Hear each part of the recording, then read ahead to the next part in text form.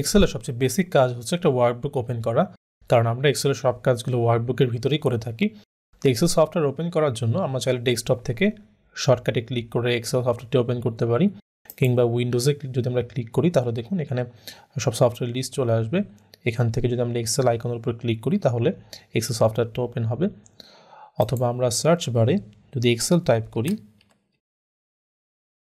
তাহলে এখানে এক্সেল সফটওয়্যারটি চলে আসবে এবং এখানে ক্লিক করলে আমরা দেখতে পাবো যে এক্সেল সফটওয়্যারটি ওপেন হয়ে গিয়েছে। তো এখানে অনেকগুলো অপশন দেখা যাবে, প্রথমত ব্ল্যাঙ্ক ওয়ার্কবুক এবং অনেক ধরনের টেমপ্লেট। তো আমাদের প্রয়োজন অনুযায়ী আমরা যে কোনো টেমপ্লেট ওপেন করতে পারি, তবে নর্মালি আমরা ব্ল্যাঙ্ক ওয়ার্কবুক ক্লিক করে আমাদের কাজ শুরু করি। এখন যদি আমি ব্ল্যাঙ্ক ওয়ার্কবুকে ক্লিক করি তাহলে দেখুন নতুন একটা ওয়ার্কবুক কিন্তু ওপেন হয়ে গেল এবং আমরা এখানে এক্সেলের যাবতীয় কাজ করতে পারবো। এবারে আসি একটি ওয়ার্কবুক ওপেন থাকা অবস্থায় নতুন একটি ওয়ার্কবুক কীভাবে ওপেন করা যায়। এই জন্য দুইটি পদ্ধতি রয়েছে।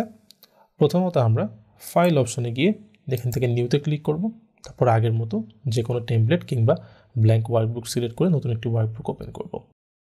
অথবা আমরা একটি ওয়ার্কবুক ওপেন থাকা অবস্থায় কিবোর্ডে Ctrl+N যদি ক্লিক করি তাহলে নতুন একটা ওয়ার্কবুক অটোমেটিক্যালি ওপেন হয়ে যাবে।